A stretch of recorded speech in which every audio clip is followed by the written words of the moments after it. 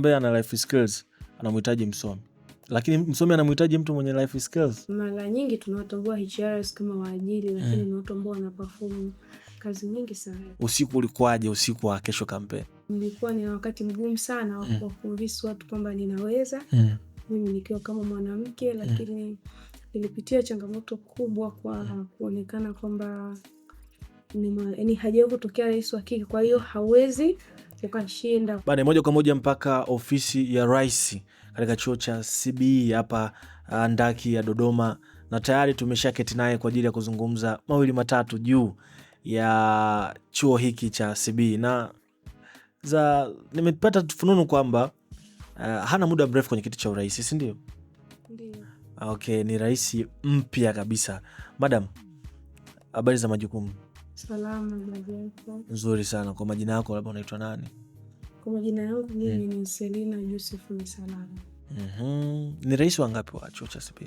Ni rais ya awamu ya 46 na ni rais wa kwanza wa kike kutoka chuo kwanza. Rais wa kwanza wa kike, rais wa 46, 45 wote walikuwa wa kiume. Hii kwako inaleta tafsiri gani? Kwanza kabisa inaonyesha kwamba uongozi hauna jenda. Uongozi tunaangalia uwezo, tunaangalia vision, lakini hata utendaji kazi wa mtu. Kwa hiyo hii inaonyesha kwamba hizi nafasi zipo kwa ajili ya watu wote. Nataka nipate experience ya kampeni zilikuwaje wakati unaanza kuingia kwenye kampeni kwamba naenda kuwa rais. Usiku ulikuwaje, usiku wa kesho kampeni? Kwanza kabisa pressure ilikuwa ni kubwa, uchaguzi ulikuwa ni mgumu, na nilikuwa ni wakati mgumu sana wa kuwaconvince watu kwamba ninaweza mimi nikiwa kama mwanamke, lakini nilipitia changamoto kubwa kwa kuonekana kwamba ni hajawahi kutokea rais wa kike, kwa hiyo hawezi ukashinda. Kwa hiyo pressure ilikuwa ni kubwa. Kikubwa Mungu, na nashukuru pia binafsi nilikuwa na kampani. Nilikuwa natiwa moyo sana na wazazi wangu, dada zangu, walikuwa wananiambia jaribu, unaweza. Dada yangu mwingine ananiambia fanya, usijaribu. Kwa hiyo pressure of course ilikuwa ni kubwa, lakini nashukuru Mungu kwa support ambayo nilikuwa naipata kwenye familia yangu, lakini hata kwa wanafunzi. Umeshawahi kuwa kiongozi labda kwenye ngazi ya primary, secondary labda? No. Hujawahi kuwa kiongozi? Lakini wakati niko form 4 niliwahi kuwa retail tu kwa muda kidogo. Ulikuwa retail ndio nani? Kiongozi wa liturujia. Okay. Okay, maanake kutoka kuwa kiongozi wa dini mpaka kuja kuwa rais katika ngazi ya chuo, ni kitu gani ambacho kimekusukuma zaidi? Yaani natamani upate kile kitu kilichokusukuma.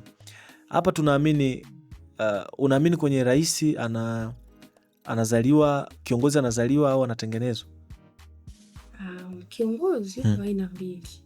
Kuna mwingine anazaliwa tayari ni kiongozi, na kuna mwingine una uwezo wa kumtengeneza na maintain kuwa kiongozi mzuri.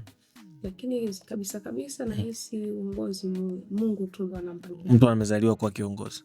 Wewe umezaliwa kuwa kiongozi au umetengenezwa kuwa kiongozi? Actually mimi nimezaliwa kuwa kiongozi kwa sababu nimekuwa nikipenda sana mambo ya leadership skills, nini kujaribu to different positions. Lakini huwa zaidi na mimi kiongozi, Mungu ndio anamwanda. Okay. Unahisi wana CBE wana deni gani na wewe? Wana CBE wanadai vitu vingi sana. Wana madeni mengi sana. Kwanza kabisa nina deni kwa wanafunzi ambao wamenipa imani. Natamani niwalipe utendaji ambao utafungua njia kwa wanawake wengine wote ambao wananitazama mimi kama mwanga wao katika chuo hiki. Kwanza mchakato wa kuchukua fomu, wakati tunaanza kwenda kuchukua fomu tulikuwa almost watu 9. Na katika watu 9 wengine wote walikuwa ni kaka na dada, nilikuwa niko peke yangu. Kwa hivyo kulikuwa kuna criticism ile ya mwanzo ya kusema kwamba eti sijui nini. kwa sababu aliamini kwamba tutakavyoenda kufanyiwa ile screening, ile interview na chuo automatic msichana lazima atakuwepo. Kwa nini? Kwa sababu ya jenda, sio kwa sababu ya kushindana kwa sababu ya jenda, kwamba jenda yake itambeba ili kusudi aweze kwenda kule mass campaigns, kwenye final campaigns. Kwa baada ya kumaliza ile interview, of course majina yalitoka matatu, na kama nilivyokuambia kiongozi anajulikana tu. Kwa kwenye yale majina ukiangalia tu unaona mimi naona kama huyu anaweza kutoka. Kupitia unyanyasaji wowote, japokuwa ilikuwa ni hofu yangu kubwa, na ni kitu ambacho kuna rafiki yangu mmoja pia alikuwa anafikiria ikitokea nimepata bullying yoyote nitajisikiaje, nitaishije, vitu kama hivyo. Lakini nashukuru Mungu sikuwa na unyanyasaji wowote, isipokuwa tu kuna watu wengine kama unavyojua mwanamke. Sure.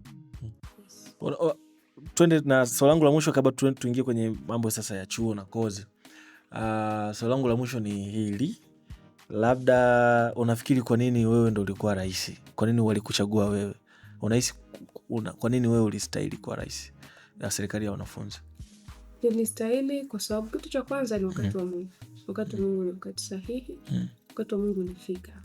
Lakini pia ninaamini kwamba nilikuwa nina sera ambazo zinagusa moja kwa moja maisha ya watu.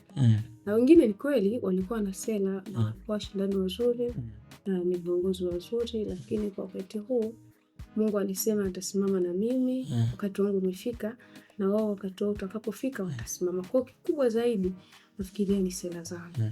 Yes. Okay. Turudi kwenye wanafunzi sasa, tutoke kwenye uheshimiwa. Mimi nakuvua hapa kidogo, naomba unisamehe sana. Unasoma kozi gani? Mimi nasoma business administration and human resource mwaka wa kwanza. Okay. Mwaka wa kwanza na unakuwa rais. Hii imekaaje? Imekaaje? Imekaa vizuri. Kama nilivyosema, wakati wa Mungu ni wakati sahihi. Wakati wa Mungu ni wakati sahihi sana.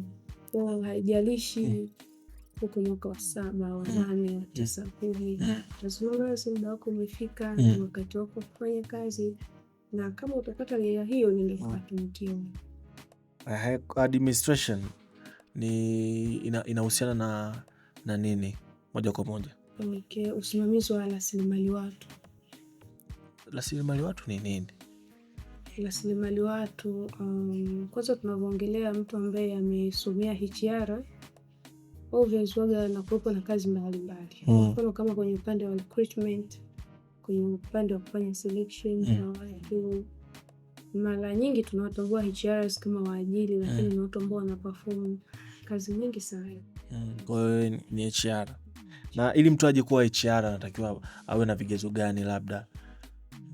Ili mtu aweze kuwa HR baada ya kuperform elimu yake ya chini, akishafika sasa chuo, akichukua kozi, unahisi tu afaulu. Anatakiwa faulu masomo gani? Kwa mtu anajiunga au kwa mtu ambaye tayari ameshakuwa mwanachuo? Yani ambaye anatamani kujiunga. Sasa mimi natamani nisome, nataka niwe HR. Ameona baba yake ni HR, mama yake ni HR, mjomba, na amevutiwa kuwa HR, na anatamani sasa kujua nafanyaje kuwa HR. Natakiwa asome masomo gani, azingatie nini? Okay, HR lazima usome vizuri history kwa watu wanaotokea huko. Lazima awe master vizuri English, language, geography. Yes, kwa fupi ni kama HGL hivi. HGL. Okay, na ufaulu anatakiwa amefauluje? Au ufaulu wowote tu mtu ana kwa chuo chetu, kwa vyuo vingine. Kwa chuo chetu. Yes, cha CBE. Mtu awe amefaulu walau cha kwanza hesabu kitu cha msingi sana, walau hata D. Alafu masomo mengine kupata hizo C kwa kombi ambayo HGL na balance, basi unaweza kujiunga na chuo chetu. Unaweza kujiunga. Chuo cha CBE ndaki ya Dodoma kinatoa kozi ngapi na kinatoa elimu mpaka ya level gani? Chuo cha elimu ya biashara kina kozi kama 15 hivi.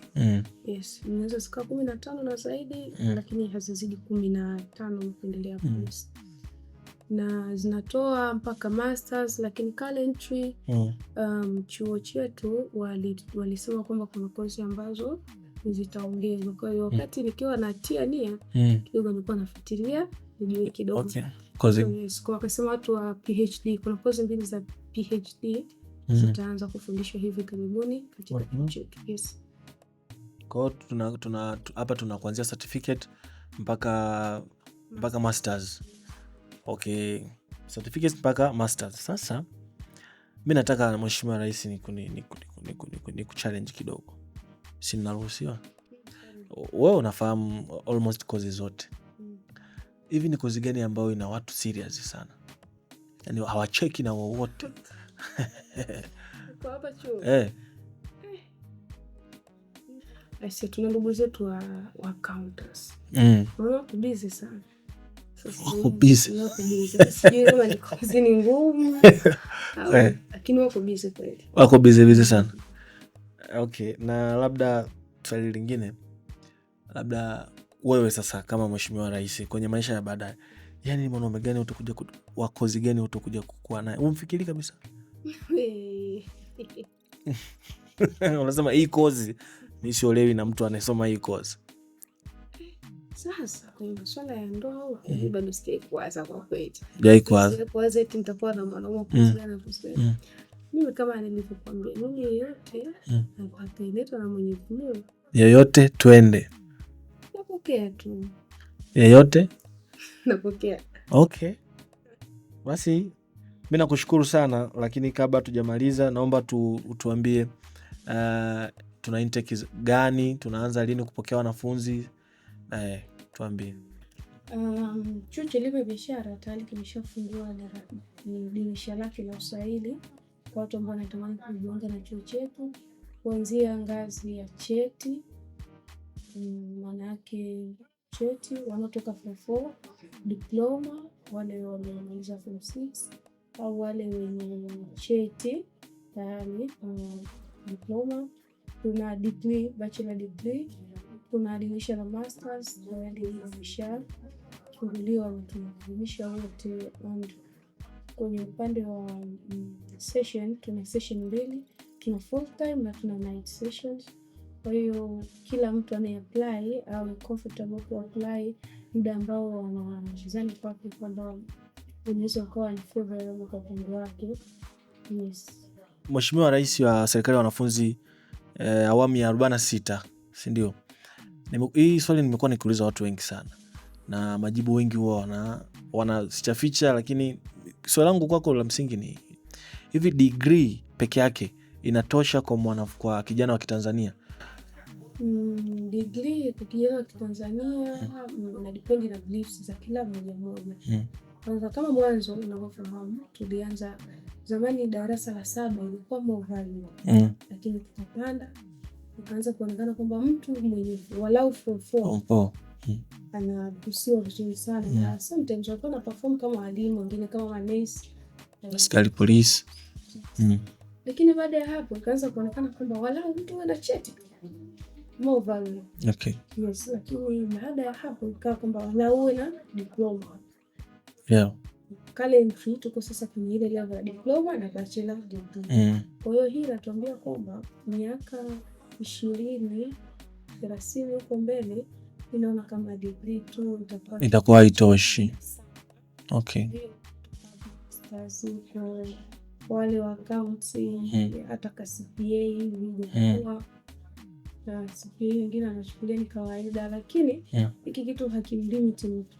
Kama mtu anaona kwamba hii yuko comfortable akiwa bachelor degree, basi hanaishia. Kama mwingine yuko comfortable na bachelor la 7 cheti ni wewe, as long as anaona ana sustain kwenye elimu yake ni sawa. Kwenye ngazi ya maisha life skills ina muhimu sana kuliko degree. Mtu mwenye life skills na mwenye degree, nani yupo stable, nani yupo vizuri sana kwenye kuanza maisha? Mtu mwenye life skills tunahitaji watu ambao kidogo wana uwezo wa kumove. Sababu cha kwanza anakuwa na experience vitu vingi sana mtaani. Lakini kuna usemi unatumia kwamba aliyesoma kasoma tu, no matter what. Kwa nini? Yaani there is no way out. Ni kweli kabisa watu ambao hawajasoma kidogo skills zao zinakuwa juu kweli, lakini when it comes to jambo la kumlinganisha na mtu aliyesoma ni vitu vingi. Mtu ambaye ana life skills anamhitaji msomi, lakini msomi anamhitaji mtu mwenye life skills. Mtu mwenye life skills anamhitaji msomi na mtu msomi anamhitaji mtu mwenye life skills. Of course kitu niweza kuangalia kwa mtu gani. Mtu gani bwana? Kwa mimi sasa binafsi namtazamia kama ni kama mfano na habari sana. Sasa wewe mtu gani ambaye anaonekana tu ana life skills na nini anajua kutafuta pesa. Kuna muda inafikia there is no way out. Na mhitaji mtu msomi kusudi aweze kumpush. Japokuwa ni mtu ambaye anawapenda sana wasomi. Yes. Hayo ni maoni yake. Mimi nitaka niongeze neno lakini ni maoni yake na maoni yake yaheshimiwe. Dondosha comment hapo chini. Je, mtu mwenye life skills anamhitaji mtu mwenye elimu ili apply life skills kwenda kwenye elimu? Je, mtu mwenye elimu anamhitaji mtu mwenye life skills? Utatuambia hapo kwenye comment. Mheshimiwa, mimi nakushukuru sana. Na Mwenyezi Mungu akubariki. Rais wa kwanza wa kike kama ilivyokuwa kwa rais wetu, ndivyo na wewe pia umekuwa rais wa kwanza wa kike. Mwenyezi Mungu akupe muda mwema wa maisha yako kama rais na uweze kutekeleza yale ambayo umeahidi.